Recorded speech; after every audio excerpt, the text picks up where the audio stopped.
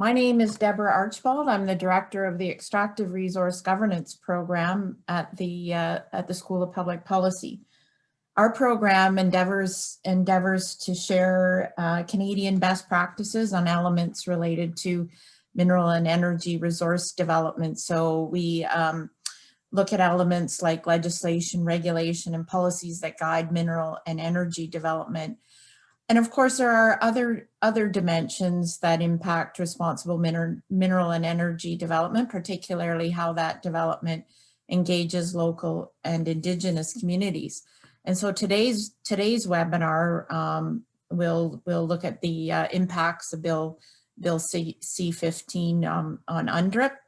And our webinar today is led by Dr. Heather Exner-Perot. She has 15 years of experience in Indigenous and Northern economic development, governance, health, and post-secondary education, and has published on or presented on Aboriginal economic development, corporations, urban reserves, First Nations taxation and own source revenues, and a broad range of other topics. She obtained her PhD in political science from the University of Calgary in 2011 and has held several positions at the International Centre for Northern Governance and Development, the University of Saskatchewan College of Nursing, among others. And she is a research associate with CIRIC. She's member for Saskatchewan First Nations Economic Development Network, the managing editor of the Arctic Yearbook, and a regular contributor to Radio Canada's Arctic. At this point, I will turn it over to Dr. Exner-Perot, who will be moderating today's webinar. Heather? Great, thanks so much, Deborah. Thanks for having me. It's my pleasure to be here today, and I'm glad to acknowledge the Indigenous territories that we're sitting on, and also want to acknowledge that it's International Women's Day. So I'm very glad to be hosting this discussion, talking about Bill C-15, an act respecting the United Nations Declaration on the Rights of Indigenous Peoples. And I think this is a very opportune time to be having this discussion. As I understand, the bill has moved to the second reading and is now moving to the committee stage. And I think a number of our panelists might also be called to be witnesses on Bill C-15. So it's a great time to discuss and dig into the weeds a little bit about what the implications of Bill C-15 are for Canada, for economic development, for resource development, and especially for Indigenous peoples and development on their lands. And my discussions, I've been working with the Indigenous Resource Network on this issue, trying to determine what are the implications, what are the challenges, what are the opportunities. And I've come across, really a widespread respect, I would say, for the declaration itself, and a widespread acknowledgement of the need to do a better job of affirming and recognizing Indigenous rights. But at the same time, some concern with Bill C-15 as it's written, and what the implications of it may be, the unintended and the intended implications. And also, the challenge of trying to incorporate this international law on Indigenous rights into the current Canadian framework. And so it was with that in mind that we thought it'd be great to host this discussion and get some of the brightest minds on Indigenous resource development, with brightest legal minds on Indigenous rights and constitutional law, and also an industry perspective from someone who works very hard on Indigenous engagement and benefits in resource development. So that's what we'll be looking at today, is really looking at, what are the implications of Bill C-15, and especially how might the bill be improved so that it can provide practical as well as symbolic benefits to Indigenous nations. So without going any further, I'm going to introduce our speakers, a very esteemed panel of gentlemen, and I'm very glad that they took the time out of their busy schedules to join us today. So starting with my friend Stephen Buffalo, who is the President and Chief Executive Officer of the Indian Resource Council. Mr. Buffalo is a proud member of the Samson Cree Nation. He graduated from Notre Dame, from Medicine Hat College, and the University of Lethbridge. He's worked formerly for Peace Hills Trust for 15 years, and now before coming to the Indian Resource Council, and sits on a number of boards, has a wealth of expertise. He's the first ever Indigenous governor for the Canadian Energy Executive Association, sits on the Alberta Indigenous Opportunities Committee, the Clean Resource Innovation Network, the University of Calgary Redevelop Program, and is also the Vice President of the Notre Dame Hounds. Mr. Buffalo was a good hockey player, as I understand, and still dedicates his free time to coaching hockey. After Stephen, we'll have Mark Podlasley, who's a member of the Nlaka'pamux Nation of South Central BC. Mark is the Director of Economic Policy Initiatives at the First Nations Major Projects Coalition, which is I'm sure he'll tell you more, but a very important coalition doing a lot of work to move forward Indigenous equity ownership and major projects. He's also the chair of the First Nations Limited Partnerships, a 16 First Nations $500 million commercial partnership with Chevron's Kitimat LNG project. And he regularly advises Indigenous groups such as the BC Assembly of First Nations and others on economic and public policy issues. Not just a pretty face, Mark also holds a Harvard University master's degree and is a regular speaker at many global business and government events, really seen as one of the foremost thinkers on Indigenous corporate industry relations. After Mark, we're going to have Dwight Newman. Professor Newman is Queen's Counsel. He's a professor of law and a Canada Research Chair in Indigenous Rights and Constitutional International Law at the University of Saskatchewan. He's published books on Canadian constitutional law, natural resource jurisdiction, mining law, and the duty to consult, and has written and been cited by all levels of courts in Canada, including by the Supreme Court of Canada. And before coming to the University of Saskatchewan, he completed his doctoral studies at Oxford University and is qualified as a member of both the Ontario and Saskatchewan bars. And last but not least is my good friend Brian Schmidt, who is the CEO and president of Tamarack Valley Energy. Brian has been the president there since its inception. He is a professional engineer with over 40 years of oil and gas experience. Prior to coming to Tamarack Valley Energy, he was the president of Apache Canada. And before that, he began his career at Shell Canada, where he spent 19 years. But he has a tremendous amount of volunteer and side experience. He's been an advisor. He is currently an advisor to the board of the Indian Oil and Gas Co-Management Board. He sits on the board of the Canadian Association of Petroleum Producers. There, he's also the chair of CAP's Indigenous Engagement PSG, or their policy group. And he's been an industry representative and director on the Indian Oil and Gas Canada Co-Management Board, and has organized oil and gas courses for the members of the Indian Resource Council before that. So I'm sure you'll agree with me, we have really an excellent panel to discuss this issue and to discuss the implications of C-15 in terms of economic development, resource development, and especially the consequences on Indigenous territories itself. So I'm going to ask the panelists to all start with about a 5 to 7 minute presentation, just providing their own high level perspectives on UNDRIP and also Bill C-15. And Stephen, if you don't mind, I'm going to start with you. So I'll turn it over to you, Stephen. Thank you, Heather. Thank you, Deborah, the University of Calgary, for this this great webinar. It's a discussion that needs to continue, and hopefully we can all be satisfied with what's being put forward. A little bit, first of all, want to again acknowledge the treaty area we're in, Treaty 7, being in Calgary here. The Indian Resource Council, obviously, we represent the oil and gas producing First Nations. And then through the past probably 5 years, we've seen a lot of government policy put forward in regards to the natural resource development in this country. When the issue of the Bill C-15 came about, it obviously had some, I thought, some issues. First and foremost, the Indian Resource Council definitely supports the bill, from a human rights standpoint. And initially, one of I call him my other fathers, Willie Littlechild, was a part author to this document. So it's very close to my heart. It's very close to my family and our beliefs. So from a human rights standpoint, Bill C-15, the United Nations Declaration Rights of Indigenous People, has a lot of great elements involved in it. The language, the education, and everything else of the such. However, if I could share a story, in 2016, our organization hosted a conference called Pipeline Gridlock. And initially, when we first put it out on media that we're having this conference, I received phone calls and emails, and they weren't very friendly. They're somewhat threatening. And actually, I was threatened that I was going to be beaten outside of my office, if I had this conference. to talk about just to talk about pipelines and how First Nations can play into this. And at that time, I was posed with a statement from a young individual who told me I did not have their free, prior, and informed consent. And at the time, you never think about it, but I told him, well, I didn't need his free, prior, and informed consent.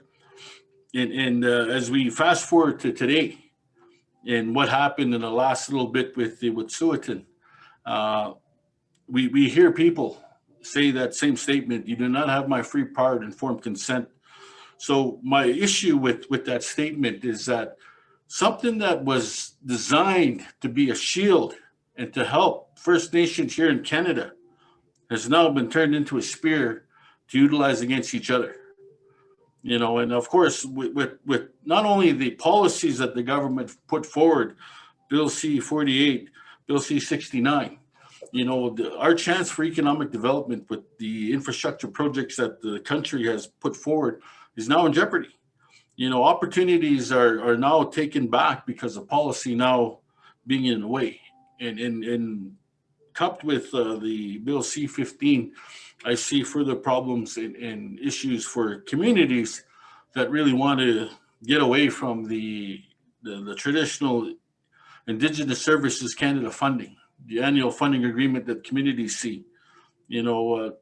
There's huge ripple effects. And I want to ensure when we discuss this project, when we discuss Bill C-15, we make sure that we get it right.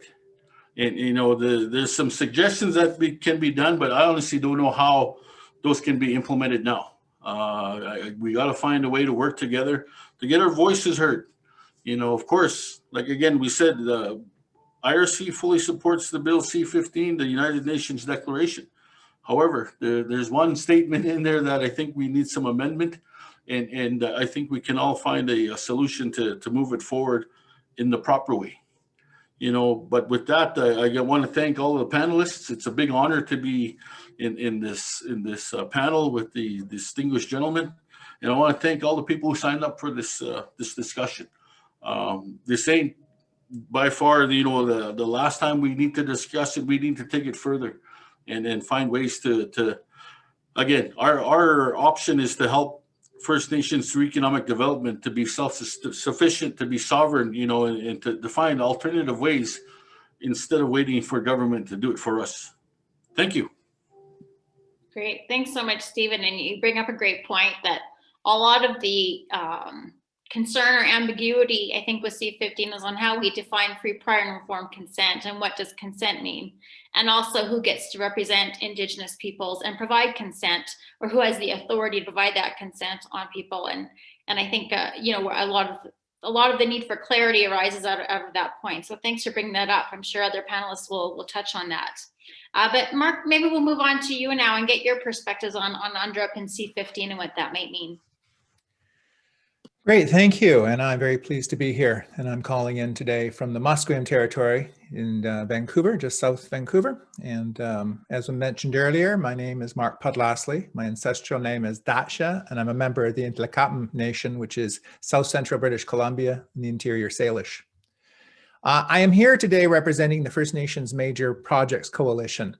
And the coalition is made up of 70 members across the country, all of whom are interested in participating somehow in the major projects that are proposed in our territories.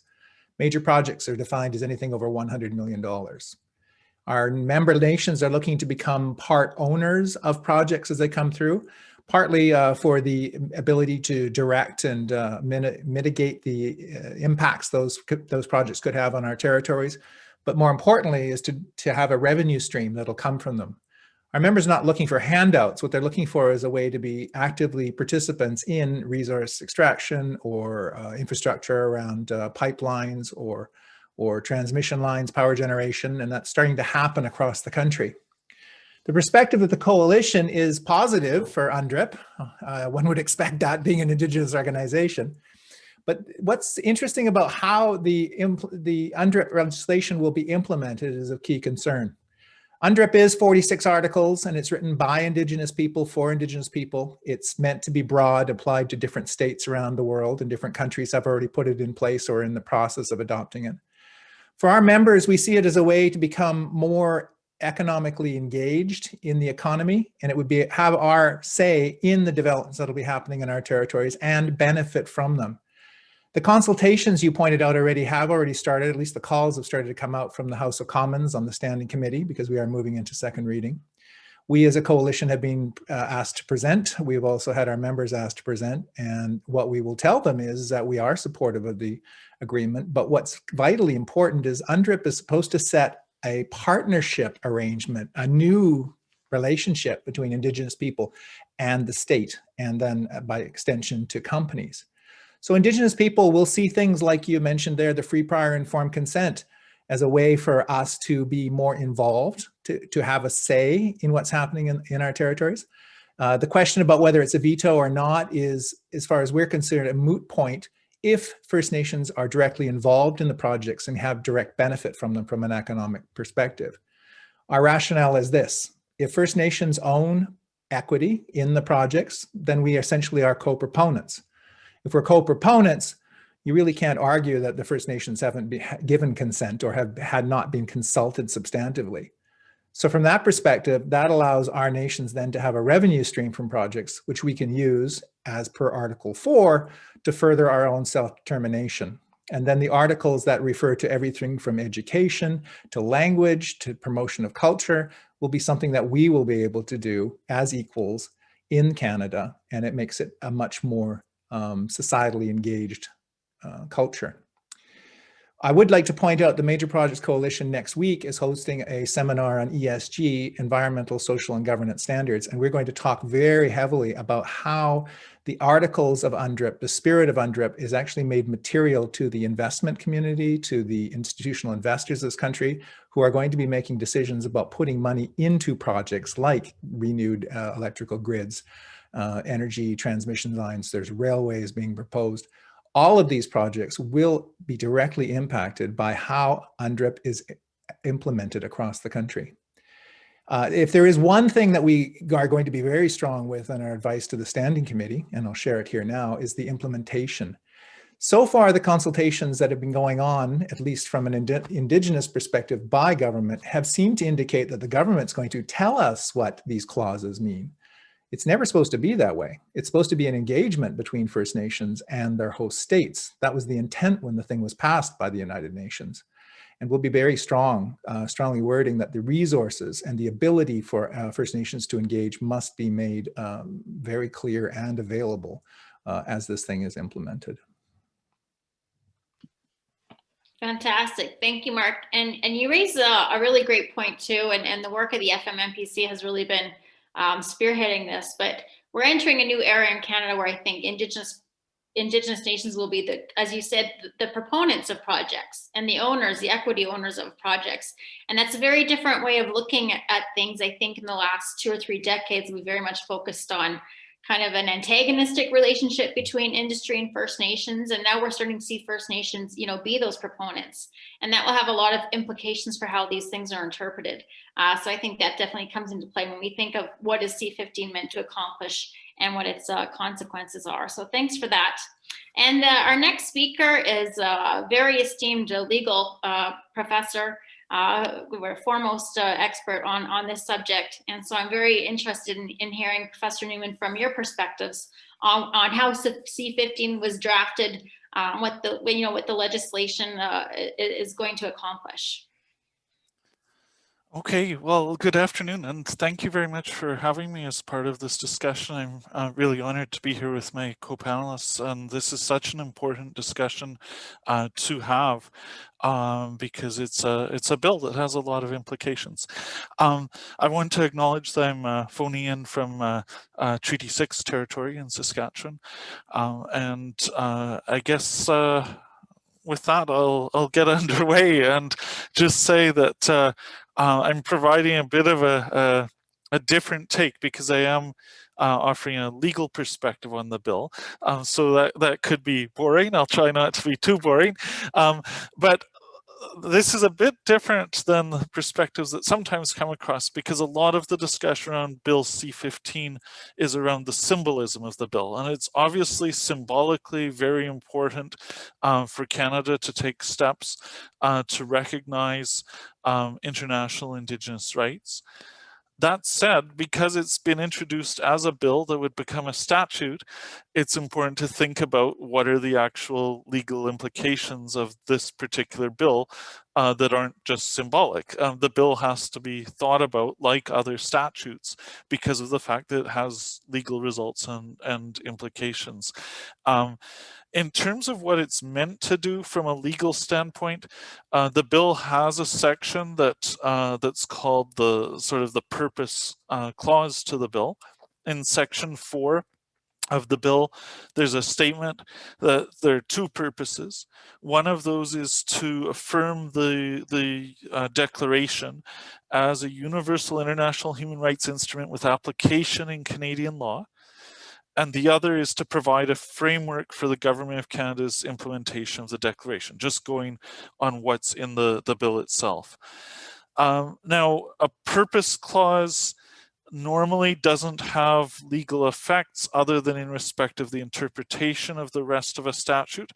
So the fact that the statement about the Declaration's application in Canadian law has been moved into a purpose clause instead of an operative clause like in the prior version of this bill, essentially with Bill C-262 in the last Parliament, takes away some of the possible effects that might have had it stayed in an operative clause. And that's something where this bill is a bit more cautious.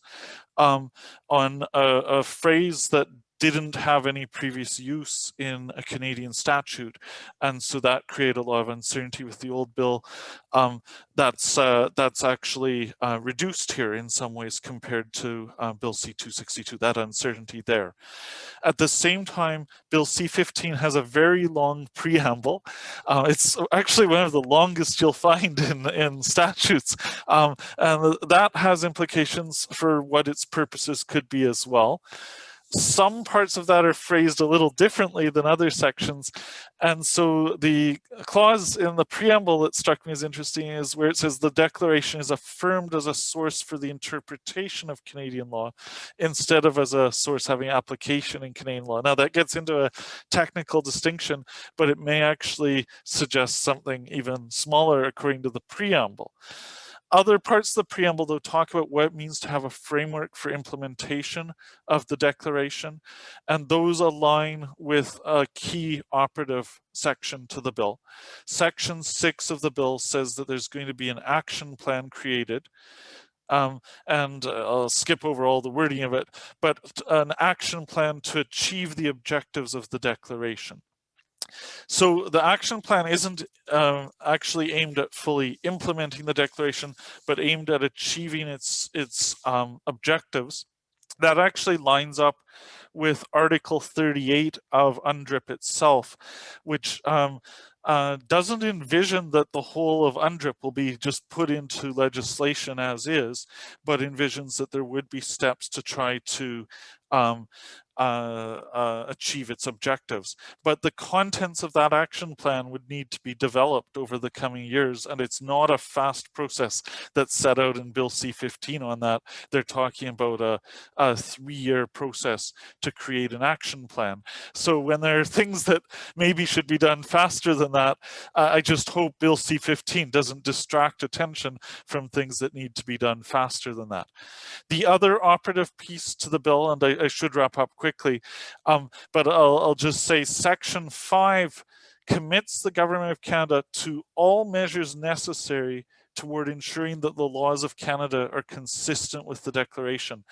The meaning of that section is a little bit less clear. It could have pretty far-reaching consequences. A similar section in BC's legislation has actually been invoked in litigation in some surprising ways. I don't think those ways will necessarily be successful, but there's argument out there on what that kind of clause might mean. On free, prior, and informed consent, which we'll no doubt come back to in the discussion, I'll just say I'm not sure the issue is as much about what free, prior, and informed consent is. I mean, it's consent. But it's about when it applies, who has the right to give consent, but does it apply as a legally required aim in every circumstance? Does it apply as an aspirational aim? Is it sometimes mandatory? Does it sometimes not apply at all? And there's a whole range of circumstances that are really subtle questions about FPIC.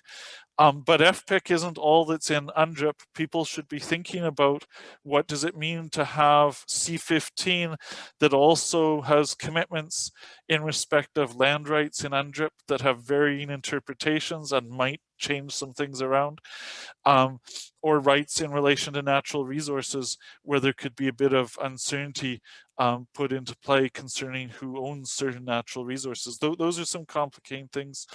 I mean, UNDRIP's a really important international instrument. The challenges of implementing at the national level where there's already a set of legal determinations in play and we're trying to build on those, add a few complications. We'll see how things develop, but there's a lot to think about here, and so I'm just really glad we're having the discussions. Thanks, Dwight. And to your knowledge, are there any other countries, any other states that have brought in UNDRIP into national legislation? Not in exactly this form, but there's certainly states thinking about it. And there are a few states in Latin America that have done more dramatic things in terms of actually making constitutional references to it. But there's not really a state that's carried out a legislative implementation exactly like this yet. Canada's breaking new ground. That's a positive thing, but it means there's some challenges and things to think through very carefully. Thank you. And I want to thank you also for bringing up the concept of the action plan. And I think where there's a lot of concern or questions about C-15 is wondering, you know, once it's passed, what does that mean the day after? What are the practical implications of it? What does it mean in practice? And so we're glad to get a legal perspective. And I think, you know, a lot of people are looking at the action plan of providing more certainty, but that process is a little ambiguous at this point too. So, and as Mark mentioned, you know, the action plan is a focus for a lot of First Nations in terms of, you know, providing some actual, you know, positive steps towards fulfilling the principles of UNDRIP. So that was great, thank you. And then, you know, last but not least, we're going to turn it over to Brian, and he can provide, I think, an industry perspective on what C-15 means or what people have concerns about, and also, you know, what investors might think about C-15 and how that might impact their decisions. So Brian, I'll turn it over to you. Hello, everyone, and thank you very much for the opportunity to speak today. I want to thank the School of Public Policy for hosting this.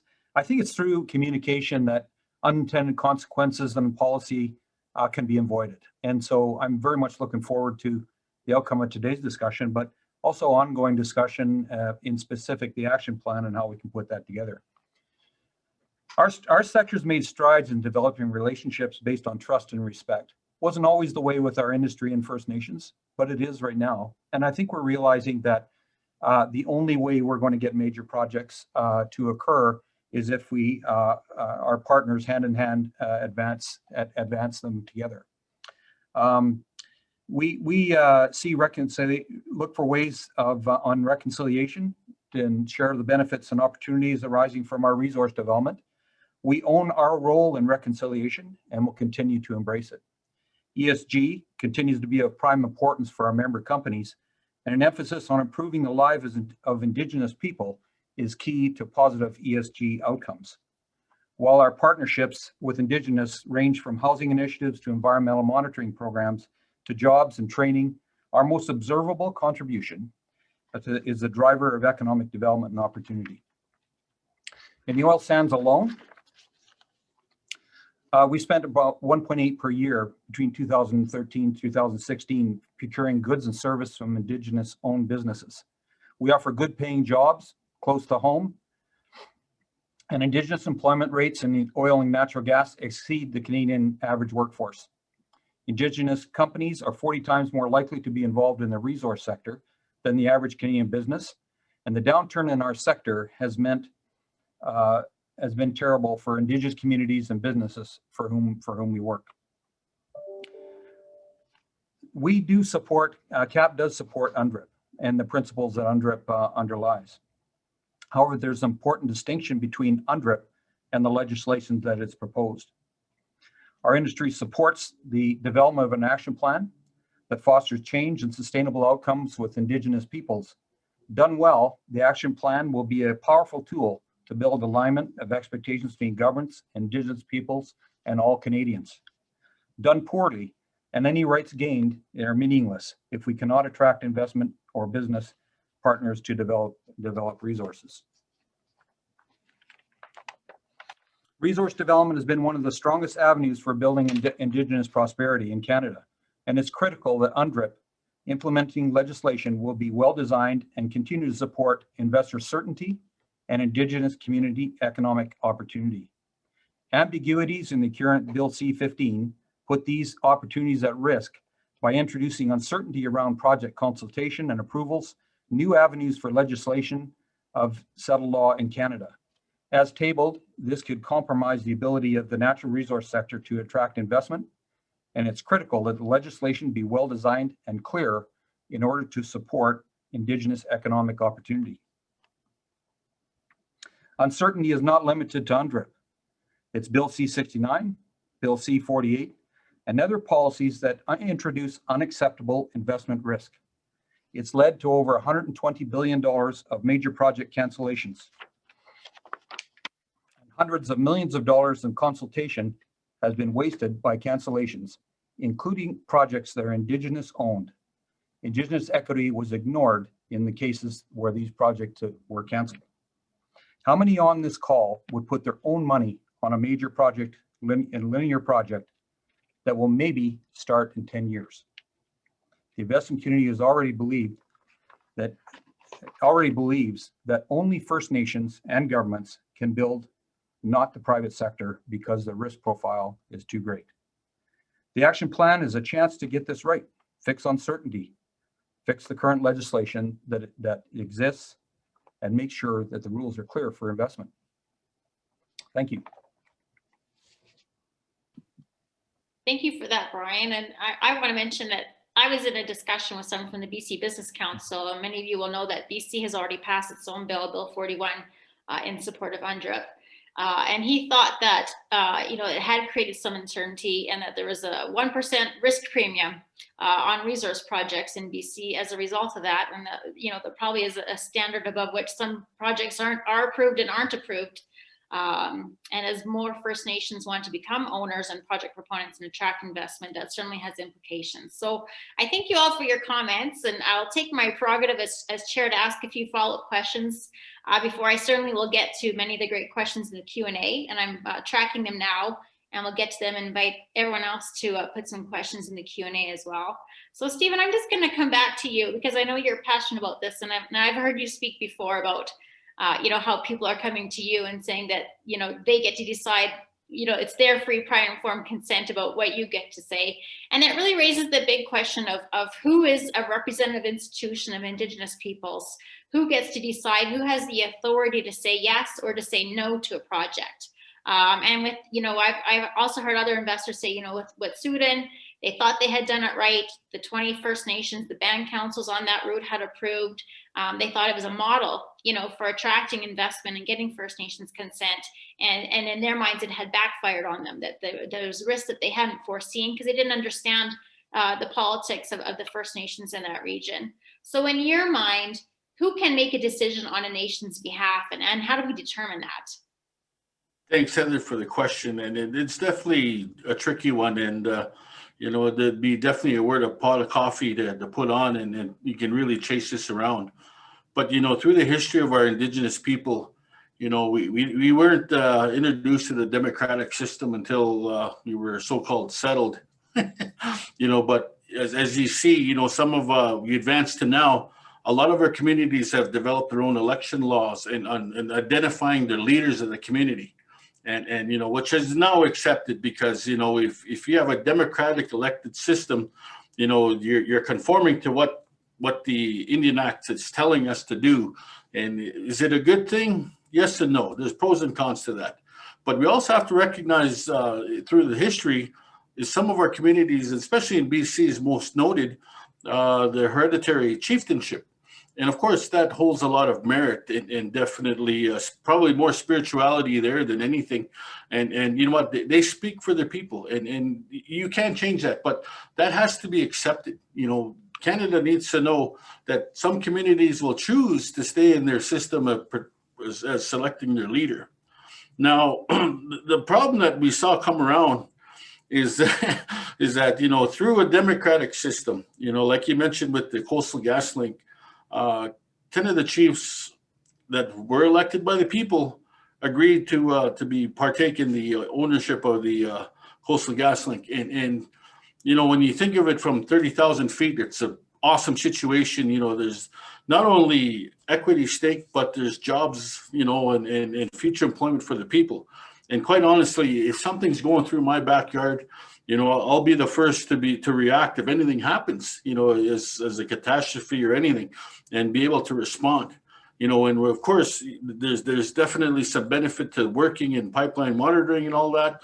And, you know, in my view, it's a win-win, right? It's an opportunity because in my view, you know, it's an asset. It brings, you know, brings some revenue to the community. But, you know, as we progressed into this conflict, you know, you saw hereditary chieftainship. And again, you know, they need to kind of clarify who should have the say, but they came forward and they stopped this project and it got national attention, you know, and who do we really listen to? Well, our federal government took the choice on meeting with the hereditary chiefs only. And I think that was a little disappointing because again, it's a project, it's a national infrastructure project. You know, again, as we see the problem really lay itself out, you know, the free, prior, informed consent. Now that's a bit of an issue, and in my view, I think we can probably do some word amendments in wordsmithing in changing that to recognize if a community has a hereditary chieftainship, that we recognize the hereditary chief. But if they have a democratic elected system, that they recognize the people who voted in the leadership to accept and to speak on behalf of the people in the territory. And again, you know, the issue of consultation is really, you know, the bringing everything out in the open. And it's not one meeting. It's not a phone call to the band office. It's not a letter to the community. It's engagement. It's relationship building, in my view, that I've seen. And I think that's a key important fact, you know. And let's be honest, you know, there might be some outside third-party factors that really implemented the uprising in stopping this project. And I have issues with that too. You know, when national infrastructure projects don't go through, there's a ripple effect. And you know what? When you hear our Premier of Alberta talk about $262 billion of revenues from Alberta to the Treasury, federal Treasury, there's a small portion in that for the First Nations under the Indian Act. You know what?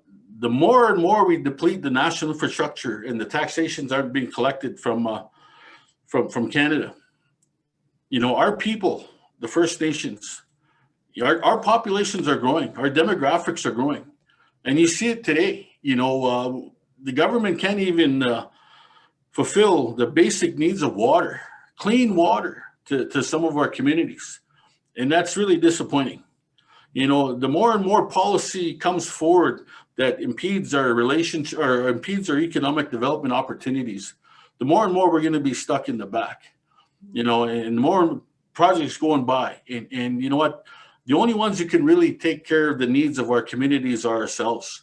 And if we choose to see the infrastructure project opportunity come our way and we choose to support it by not only getting ownership, but maybe some working interests, I think that's a very positive step in the right direction, you know, because that'll build that opportunity not only to take care of the social problems that we have, but it gives the opportunity to possibly invest in other projects in our that may come in our backyard. I have a lot of optimism in regards to our economic development. Here in Alberta, we're very fortunate. My friend, I see she's on listening, Alicia Dubois. She's our president of the Alberta Indigenous Opportunities Corporation, a corporation here in Alberta that gives the opportunity for infrastructure ownership or ownership of a project. And if it's happening in our territories, it's a good opportunity. You might understand that a lot of our communities don't have investment capital, and this gives an opportunity. But again, with some of the government federal policy and now some of the limitations as to how we interpret the FPIC, it could pose somewhat of a problem. And we're just trying to avoid that. So having, maybe the community has to decide who can say they have the free, prior, and informed consent. Because myself personally, I'm done listening to anyone with just a Twitter account. That just doesn't help us at all. If we can really weed out the third-party interests that have kind of influenced some of our people and our younger people to stand up and stop these pipelines from being put through, I think we can go a long way. Because more so now, we hear about the ESG and that Mark is hosting with the Major Projects Coalition. That's a really positive step. My good friend Brian Schmidt, he's opened the door to partnerships for First Nations. And again, that's something that wasn't offered before. Our history hasn't been good, as mentioned before, but it's getting better. The challenges with the Indian Act, and I even seen one of the questions about the NRTA, the Natural Resource Transfer Act. Those are things from the past, and then they're haunting us a little bit. But working together and changing it and mending it going forward would probably be the best thing for everybody. But ultimately, it's really about, from my standpoint, is I want to ensure that First Nations have that opportunity despite what has happened to us in the past. We have to work together to ensure that, again, we can meet our basic needs in our communities, and Mother Earth is providing for us. And yeah, there's a little bit of environmental disruption, but our regulations here in Canada are world class. Our pipeline regulations are world class. And the thing we never talk about is the reclamation, and how we do that in Canada, again, also world class. With all the resources, natural resources we have in Canada, there's no community that should be impoverished. We should be able to, again, provide the basic necessities of life. But again, it all takes everybody, and having a panel like this to discuss it, working together, and thinking not next year, but thinking 7 years down the road, it will go a long way. Thank you, Stephen. You raised a point about, ripple effects and also about the Indian Act. And I come from Saskatchewan, where, the Indian Act has been a huge barrier to First Nations economic development, as you would be well aware. And so I wanted to turn it over to Mark and then maybe to Brian, is just to talk about, I think one concern that First Nations I've talked to about is that C-15 is going to add one more barrier between First Nations and investors and between First Nations and industry, just by adding that uncertainty. And how do we make sure that we have a good business environment in Canada where First Nations can be competitive and attract competitive equity and can, to be able to build and be the proponents of their own projects? Mark, you're an expert on that. What is the situation for First Nations to attract investment? What are the concerns, and what are ways that you guys are trying to assuage those concerns? Thank you. First of all, as far as I'm concerned, as an Indigenous person and representing the coalition, we don't see this introducing uncertainty. There will be a choppy period where people are trying to understand, what does UNDRIP mean? How does C-15 get implemented? Who interprets what? But it's about leveling the playing field in many ways. If you look at where we've come from as Indigenous people out of the Indian Act, this is miles better as far as we're concerned. And we think this would provide certainty to those investors who will know where they stand. UNDRIP itself is not a Canadian piece of legislation, it's a global standard. So you're going to see a lot of competition between nations to try and make their situations better using the clauses of UNDRIP to provide certainty to Indigenous people's place in society. So you asked the question about Indigenous people, or at least First Nations, having the capital or access to capital. That is something that's in flux. After UNDRIP's passed, nothing is going to be changing immediately. It's going to take time. What's happening now across the country is you're seeing Indigenous people start to access capital through various mechanisms to get into projects.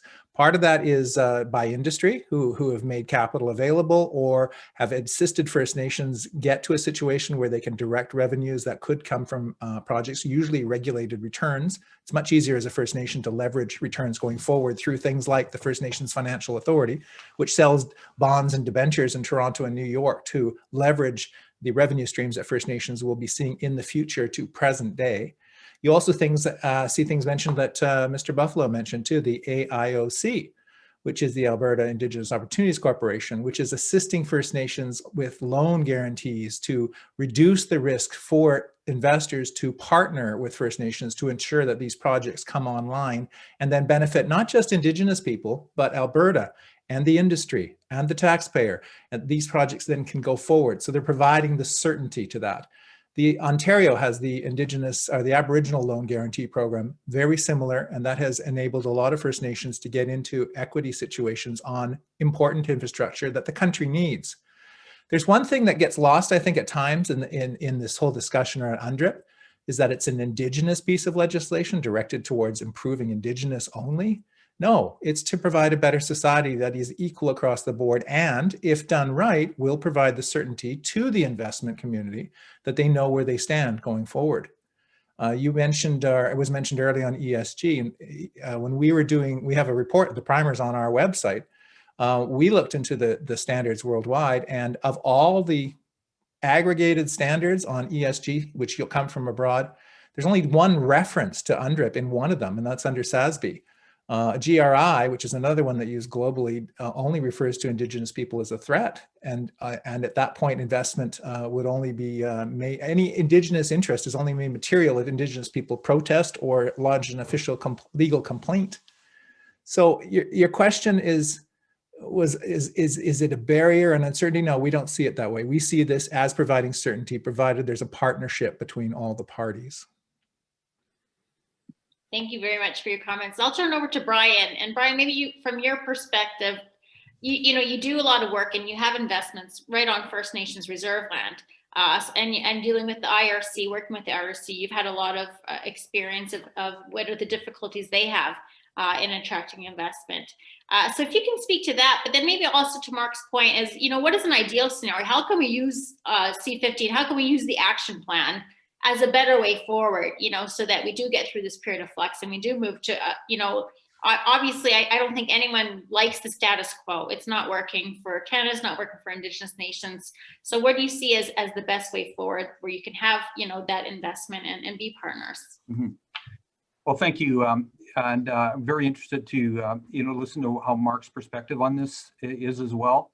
I think Mark is, I'm aligned with Mark in that for the smaller projects, where they're not linear, equity can be made available. And the companies that are doing successful partnerships with Indigenous nations are doing that through making commitments on take or pay and that sort of thing. So they're able to get equity and invest in that. The issue that I see is with the larger projects that are linear in nature that involve multi-First Nations. And for those, and I do a lot of my investors are in the United States, Atlanta, New York, and I do a lot of sensing as to what their perspectives are, because a lot of investors don't take a lot of time trying to find out all the details. They just look at it and say, it's too much risk. I don't understand it. And anything that is complicated or introduced risks, they're just going to take their money. You're not going to hear about it.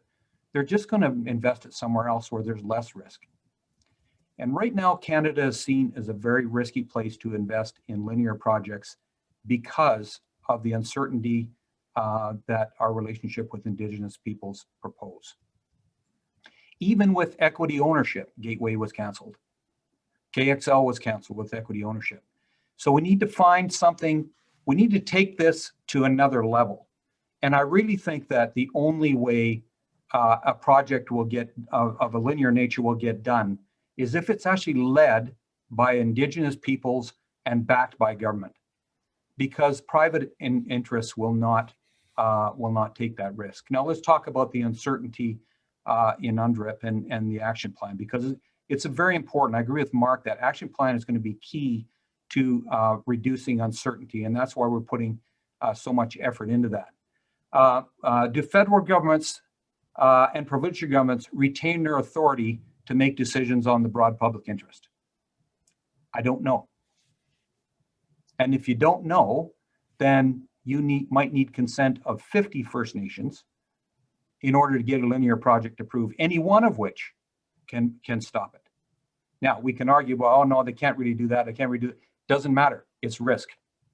And it takes time.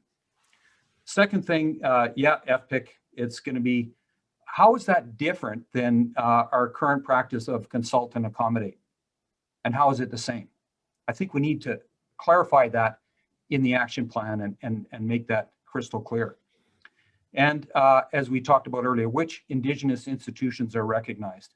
And we probably need to figure that out before we embark on a plan in order to reduce uncertainty for private interests. And you know, I think you just need to look at the track record of people pulling the plug. I mean, Trans Mountain was pulled during construction, was stopped due to uncertainty, and the federal government picked that up. And I think that's a sign of things to come. Now we're talking about 3 years, Mr. Newman. It's going to take about 3 years to figure out the action plan. There will be no private equity interests in major projects during that 3-year time frame until things get clarified. So I think it would be very important for us to move this process along as quickly as possible and look for all the ways that pieces can come disconnected, that clarity is provided. And then I would agree with Mark that then you can provide a framework where certainty is established. And you know what, guys, it doesn't matter if it's a right answer or wrong answer, you just need an answer that's clear. And if you're going to do that, then the investment community will make their bets as to if they can proceed or not. Thank you.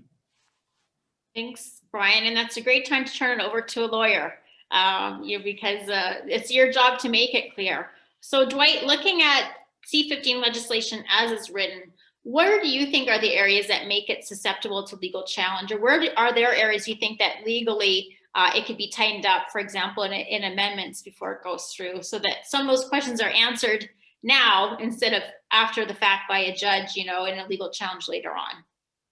Sure. So, I mean, I would express it not so much in terms of C-15 itself getting challenged, but more in terms of the challenges that it can lead to down the road. And there might be ways of tightening up C-15 to try to avoid some of those legal challenges. I mean, the more that can be defined at this stage in the statute, more specifically, the more challenges could be avoided down the road. It's a straightforward point on it. I guess the other thing I'd say is there was no law against having an action plan. So 3 years ago, the government could have started on an action plan and it could be done now. But instead, the law is saying in the next 3 years, they would get an action plan done. The only thing I'd say about that is Section 6 of the statute sets out some requirements on what needs to be in the action plan. UNDRIP implicitly sets out other requirements on what needs to be in the action plan. Down the road, if somebody disagrees with what's in the action plan, because there are a diversity of perspectives on that, can they challenge the action plan and litigate about it? We don't really know if there's something that would stop that. So it might even be appropriate to have a section in the bill that immunizes the action plan developed in certain ways from a later legal challenge, just raising different possible ideas. I guess another aspect that arises is, I think the question was put in the Q&A, someone asked what I meant when I said there'd been some surprising challenges based on the BC legislation. I'll just say there quickly that there have been some interventions in well, some interventions in a Supreme Court of Canada case would be a couple that stand out. But when it was argued back in the fall, a leading Aboriginal lawyer and legal scholar who writes a major textbook on Aboriginal law issues, ended up putting an argument that the equivalent of what's Section 5 in Bill C-15 statute bars the government from making certain arguments in Aboriginal law cases. And so putting that less technically, that you can put a challenge to whether the government can put certain arguments in a case involving Aboriginal rights. And we could add a whole new layer of complexity to every Aboriginal law case if that kind of argument were accepted. Before the government makes an argument, you have a prior legal case on whether they're allowed to make that argument. I don't think the claim is going to succeed, but it's been put by a very very prominent advocate. Another piece that I'd say that has been surprising is in the discussion around the BC legislation. I think that it was stated many times that wouldn't have an immediate legal effect in terms of leading other statutes to be struck down and so on based on the legislation, the BC Declaration on the Rights of Indigenous Peoples Act. It's structured around the idea of an action plan similarly to this law, or this bill rather. In the interventions in that case, the same case at the Supreme Court of Canada back in the fall, there's a First Nation that argued that the declaration has the force of a domestic statute in BC because of the BC UNDRIP. So those arguments will get made. Again, I don't think it will be successful, but if the law could be tightened up in any ways that clarify that those arguments are not to be made, as opposed to that just being in the Hansard record, we could save a bit of trouble down the road. And there would be a variety of different things that could be tightened up. Some people might think you could put a definition of FPIC in the law and so forth. If there could be agreement reached on very challenging things, that would be great. One of the challenges is that part of the reason why C-15 is structured around an action plan is it will take time to try to get people to come to agreement on various different things. And C-15 recognizes that. What's really important is that we get to work getting to those agreements and get to work building the relationships better. And I don't know if having a statute helps with those or doesn't help with those. I mean, people could have different views on that. What's really important is we do the work together as Canada to improve the position of Indigenous peoples in all the ways that that we could be thinking about in the action plan that's actually getting delayed and punted down the road. Thanks, Dwight. I'm going to get into some of the Q&A from the audience, a lot of great questions. And so before I turn away from you, Dwight, I don't know if you have a quick answer. Someone asked if UNDRIP is going to override the Indian Acted Charter and jurisprudence that has been developed in Canada. And I know there's opposition from a lot of Indigenous peoples on the left that say that one thing they don't like about C-15 is that it places UNDRIP, you know, subordinate to the Canadian Charter. So how does that work in Canadian law? Can it override the charter, or what does that look like in practice? Yeah, I mean, there's a whole different discussion we could have about the Indigenous sort of the Indigenous sovereigntist or Indigenous left challenge to Bill C-15, and there'd be people from that movement that one would maybe want to bring in and hear from if you want to get really into that. But I guess just on that question, will UNDRIP override things in Canada based on this law? I would say the law has been structured to try to avoid that. I thought there was some risk of that with the Bill C-262. I think this law, in putting the provision about affirming the law as having application, or UNDRIP as having application Canadian law just in a purpose clause, the bill's trying to avoid that effect, although you never know, there could be surprising consequences down the road sometimes. The other thing I'd say is that Bill C-15, from a federalism standpoint, can affect only things in federal law. It doesn't change anything in provincial law, and constitutionally can't really do that. So there's a set of different discussions that need to take place at the provincial level. Obviously, BC has a statute in place that has a lot of similarities to this, but a lot of the areas that people are interested in actually involve a lot of provincial jurisdiction as well. And so there are a whole set of potential further discussions that have to be had around that. That said, and when I say you never know, I mean, that's exactly the kind of argument that the BC legislative discussion said couldn't be made based on the BC statute. And it's the kind of argument that I say is one of the surprising litigation arguments that has now been made, not all that long after the statute was put in place. I don't think that follows from the statute, but a court at this stage will probably end up having to decide that. Thanks so much. I'm going to turn over to Stephen and Mark now and ask a tough question, but I'm sure that they've given lots of thought to, and that's on the question of unanimity. And so, as Brian mentioned, I think from an investor perspective, the biggest concern is with linear projects where you have to get dozens of First Nations to provide consent.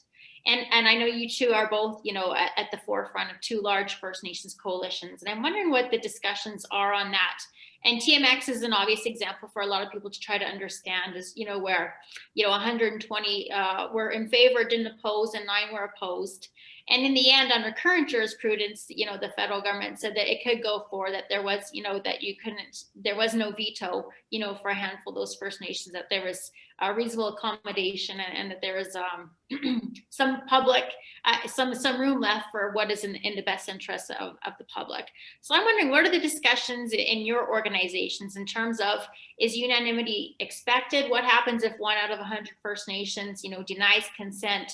And how do you go about trying to reach consensus, or is that even desirable? So Stephen, I'll start with you and then Mark. Well, of course, you try to achieve everyone 100% to fully support, but again, you know, based on maybe some practices or policy in their own community, it does make it difficult. If I can reference Hydro One in Ontario, I think out of the 134 First Nations, 3 of them opted not to participate in ownership of that project. But, you know, it goes a long way to at least having that discussion and to present the opportunity.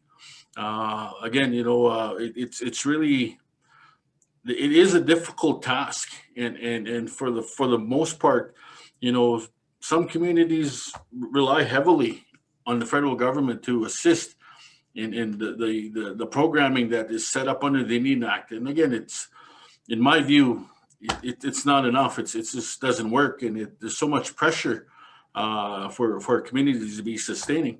So having that opportunity to look at a different form of revenue to bring home, you know, I know we have a lot of social issues, but to deal with those social issues, we need the resources. And let me tell you, the government isn't too keen on jumping forward, providing those additional revenues to deal with what's happening. You know, we got murdered, missing Indigenous women, you know, and men. And we have an opioid crisis in some areas. And, you know, to deal with these issues, we have to really find our own way. You know, the issue of language, education, you know, those are all things that are really important. And the government's not stepping up to help compensate it and provide programming for it. So we have to find a different way. And you know, but having the discussion with the Indigenous leadership, it's an ongoing thing, you know, and in my experience is to deal with a First Nations leader. You know, that leader has everything under the sun to deal with, including somebody's, maybe someone's child that is out of the community that needs assistance. You know, there's the pandemic that's going on right now. There's a lot of issues that the chief has to take care of, and the council members or council women, you know, so to deal with one project on possibly owning part of an infrastructure project, you know, that takes, so it's difficult for them to give attention to it, you know, just with what's happening in and around their communities. But again, you know, our organization will continue to advocate and make sure that opportunity is still on the table for them to make the right decision. But it's definitely a challenge. I think we're getting better at it, but you know, it's the communication must stay open, and it's not only building a relationship for a business deal, it's building a relationship as mankind. You know, I think that goes a lot further than the business deal in itself. Thanks, Stephen. And I want to thank you for bringing up the issue of Hydro One, because I think, you know, pipelines is usually the issue that we have on our mind when we talk about linear projects and opposition. But as we're seeing more hydro, more electrification, and, you know, desire to have, you know, clean energy come, I think there'll be a lot more discussions on hydro, and also, you know, railroads. There's more linear projects than just pipelines that we have to think about in the future. Yes, absolutely. So Mark, what are your perspectives on unanimity and how you would best go about achieving that consensus? What happens when you can't? I want to raise a discussion that happened. I am the chair of the First Nations Limited Partnership. It's the Kitimat LNG pipeline. It's a commercial structure of 16 First Nations along that linear corridor in a commercial structure in partnership with Kitimat LNG. Our members, this has come up at times. The question comes, well, you've got to have unanimity. Why can't you people all get in a line and agree? And our response to that is, oh, like all Canadian provinces agree with every federal proposal coming forward. Like that? Is that what you're asking us to do? So unanimity takes time. Consent, yes, there are projects along the Coastal GasLink and the Unistoten, which are part of the Wet'suwet'en, a hereditary system with an Indian Aqua overlay. So Mr. Buffalo touched on this earlier. We have a challenge in this country, and it's still unfinished, about how Indigenous people will be included in the general society. There's this imposed structure, the Indian Act. It puts in structures that are against the traditional forms of government that were in place for millennia. My nation has 15 Indian bands. We are one linguistic nation. And the result of that is, because our population is about 6,000 people, we have 15 chiefs, 75 councillors. That would be like a small town of 6,000 people having 15 mayors, 75 councillors, and how many departments of sanitation and transportation and education and elder care. It is inefficient. But how we get out of that will be up to Indigenous people to decide what governance structures we want to define ourselves. That is also in Article 4 and 5 of UNDRIP, the structures that the Indigenous people will choose to go forward.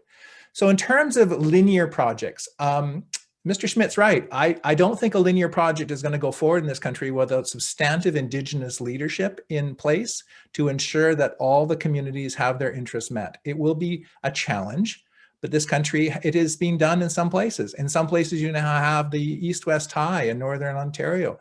You have Watakinia, which is primarily Indigenous servicing, but on Hydro One is starting to put that in place, where Indigenous parties are very much involved in all aspects, and it is possible. Quebec Hydro also recently has done a proposal where there be heavy Indigenous involvement in different projects. So we are going to get there. It won't be smooth. If the interests are aligned for First Nations to participate in a unified, consultative consent manner, it will happen, but it is going to take some time. The old question right now of the Unistoten and Coastal GasLink, there are discussions going on between the two Wet'suwet'en forms of government right now to try and resolve that.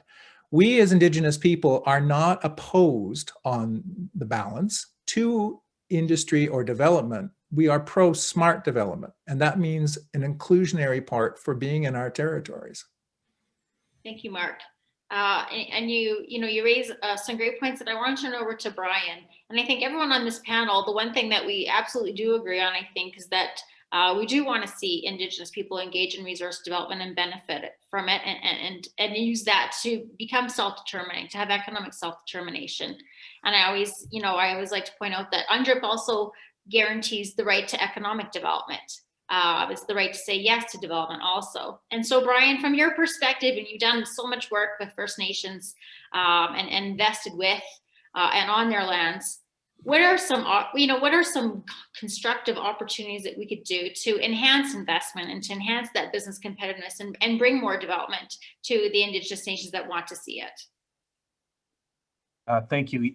Yeah, we've had some real success, some real wins in this area. And I think in many ways, Canada sets a gold standard on how to involve Indigenous communities in our projects. And there's a real win right now, especially with the pullback in capital from, the more capital gets restricted from the oil and gas industry through, as funds become more concerned about fossil fuels and that sort of thing, the more demand there will be for Indigenous partnerships to be successful. Because a good source of capital is partnering with Indigenous people on our projects.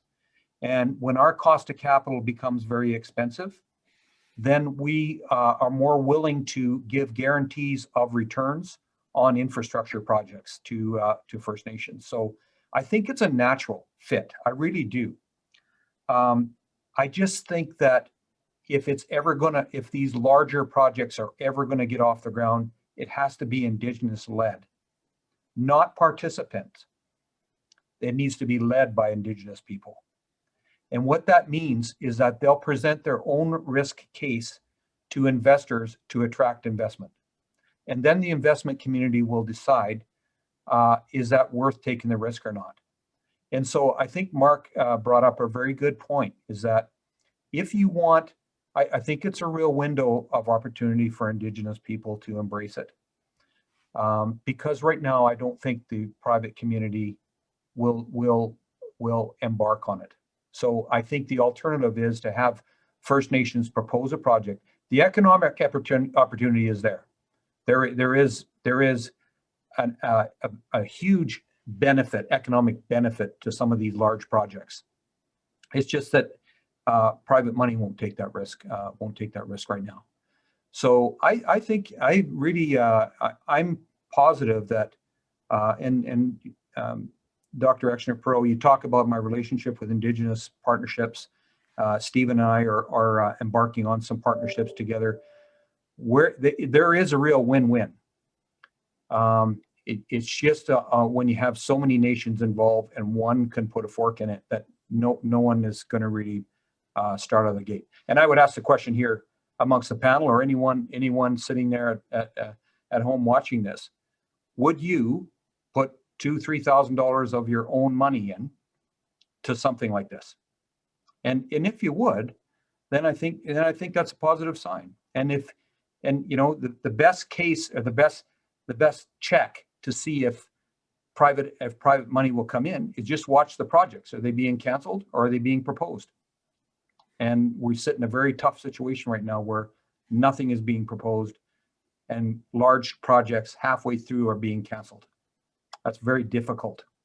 So I think I would encourage that this be a three-way conversation between industry and Indigenous people and the government. And I would suspect that the best partners in that alliance of the three is going to be our partnership with Indigenous people. It'll be industry and Indigenous people that will propose something that will work to the federal government and accept it. I think that's the win here. Can I jump in there, please? Yeah. The question about Indigenous risk, because that's what's been raised, the Indigenous risk factor in a major project, in an investment. We're going to be talking about at our conference next week on the ESG side. 60% of the participants registered right now are institutional investors, the pension plans, the different companies, because they have caught on to that. They are aware of that. If you want to get an ESG approved designation for your project or the investment that you're proposing, but the Indigenous risk has not been addressed in such a way or mitigated, then you're right, money will not flow. It won't be a question of capital flight, it'll be a question of capital avoidance. The money won't go in. Or the cost of capital gets too high if that isn't in place. So we are aware of that as Indigenous people. We are aware that we have a role to play in that to encourage the projects which are of benefit to the nation and to Indigenous people. It's not one or the other. So that's right. We see it that way too, that Indigenous people have a place to play in that. And we have a seat at the table now like we've never had before. And this is a Canadian play. It's not an Indigenous play. It's a Canadian play. If we want those linear projects that are going to be not just for pipelines of oil and gas, but you're right, electricity, railway, possibly roads, even investments in telecommunications infrastructure, all of that is going to need a better grand plan. And it's public policy, institutional investors in the financial market, industry, and Indigenous people. Thanks, Mark. So let's, I'm trying to going to start to close it up now. I'm going to give you all, one last chance to kind of say your closing thoughts. But I'm hoping we can have an optimistic spin on this and provide that grand plan and maybe think, what is the best case scenario that's still feasible? Where can we take this in a direction that would be good for Canada, for First Nations, for Indigenous nations, for industry, for government, and find that win-win solution.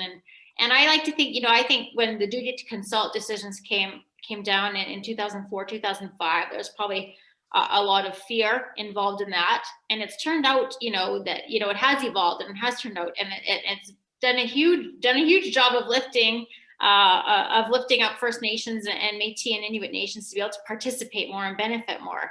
And I think we can look back and say that was a very good thing. And hopefully we can look back in 15, 20 years and say C-15 was a very good thing. And so I'm going to start with you, Dwight, and if everyone kind of say, what is the best case scenario and how do we get there?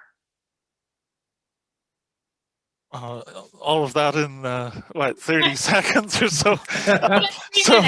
Yeah, easy. No, I mean the best case scenario is that there are clarifications that come in some way, whether in the bill and or in the action plan, that facilitate Canada moving forward in great directions. I mean, there's a lot of cause for optimism. I think it was in the last thing that Mark said about Indigenous peoples having a place at the table like never before. I mean, that's a really positive thing, and we're here on a panel with Indigenous and non-Indigenous people that are working to partner together in business and to find win-win solutions that bring prosperity for everybody. I mean, those are all very positive things.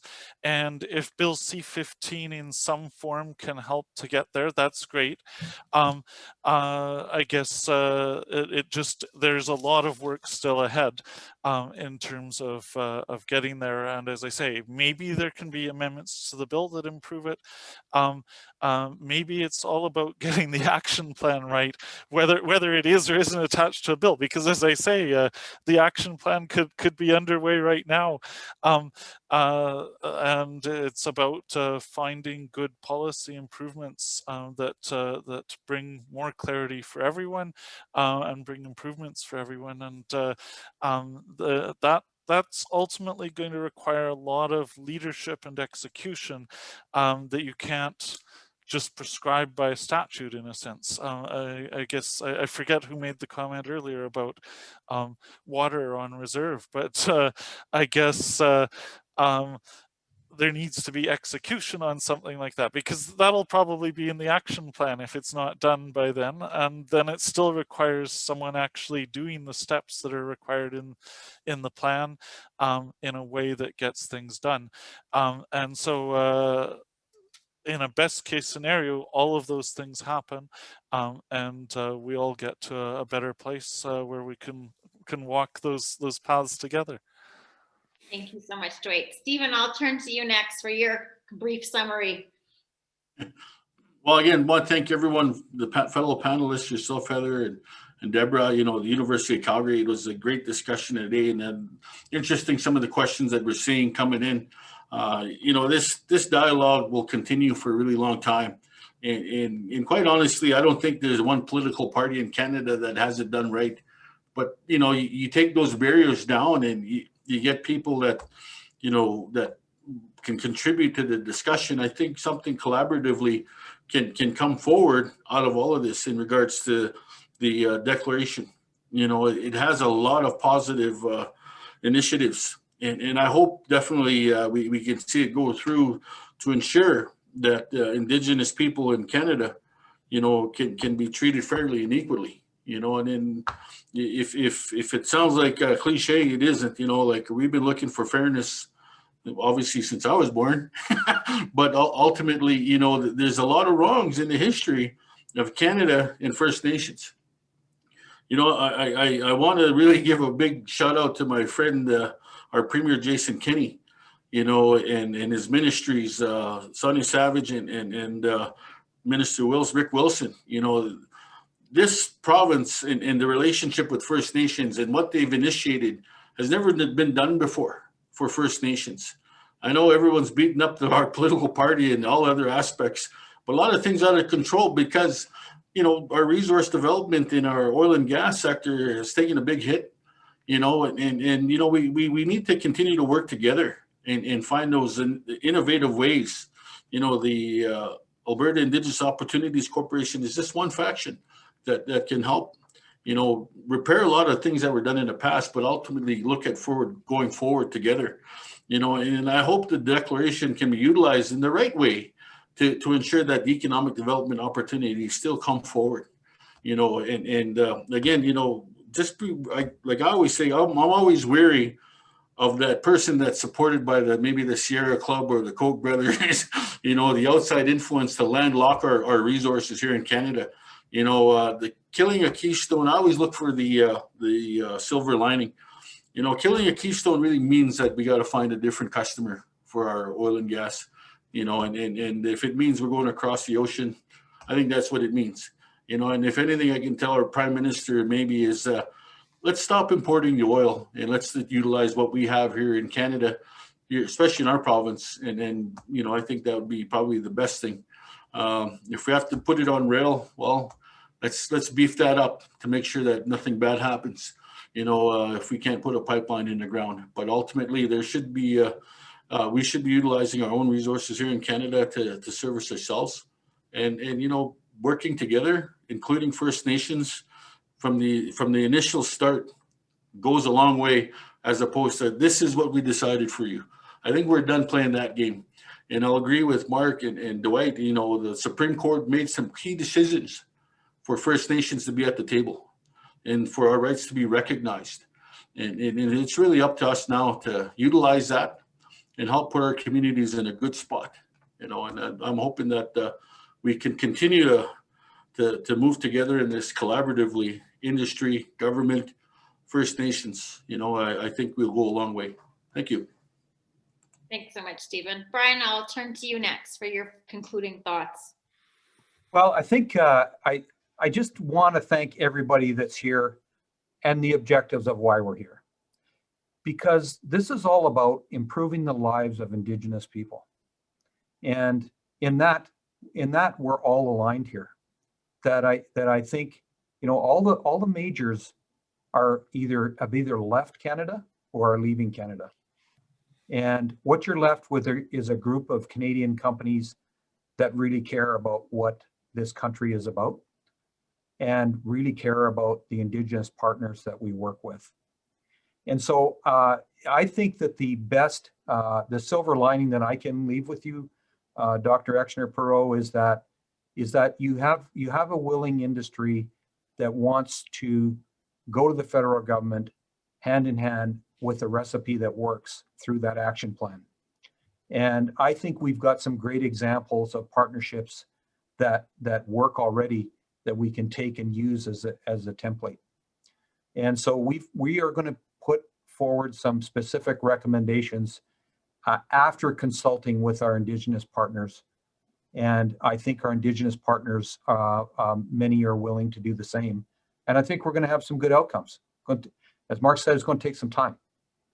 And so we're going to put these projects, you know, these will go on hold for that time we figure it out. But as long as we do this all together in an open dialogue, we'll be successful. Thanks, Brian. And Mark, that leaves you with the last word today. I'm exceptionally positive about where things are going to go. I said it already. This is not just an Indigenous question. It's a Canadian question. And UNDRIP, as much as it will take time, every nation with an Indigenous population is going through this same process or will go through this process at some point. And as for Canada, I know there's times people say, oh, the majors are leaving and their economy is slowing down because Indigenous people are stopping everything. This country, as challenging as it been for Indigenous people in history, is still better off than a lot of other countries in the world who have got a lot further to go. We have the rule of law in this country. We have a civility. We have a sense of engagement. A lot of the aspects of UNDRIP came from Canadian Indigenous people at the United Nations putting those things in there. Our Constitution, Section 35, the rights of Indigenous people already that are recognized in various elements of Canada find their way in UNDRIP. we have an opportunity now to leverage all that we have in our civil society, in our partnerships, in the sense of fair play of Canadians to have a competitive advantage over other places in the world who are going to also be trying to attract capital. This is a huge opportunity, and it's a way to make everything better for everyone. Great way to end us off. So thank you all. Thanks to the panelists. I definitely, we chose wisely. We had great discussion. And as you said, Stephen, we need to, go from the ankle deep to waist deep to neck deep on this issue. And I think we made some strides that, and I hope that's useful for our participants, especially those that will be contributing to the C-15 process and the action plan and beyond. So thanks everyone. Thanks to the School of Public Policy. Thanks Deborah and Freddie. Thanks to your whole team. And thanks everyone for joining us. And the recording will be available in 2 days if you want to watch it all over again. So thanks. Take care, everyone. Bye.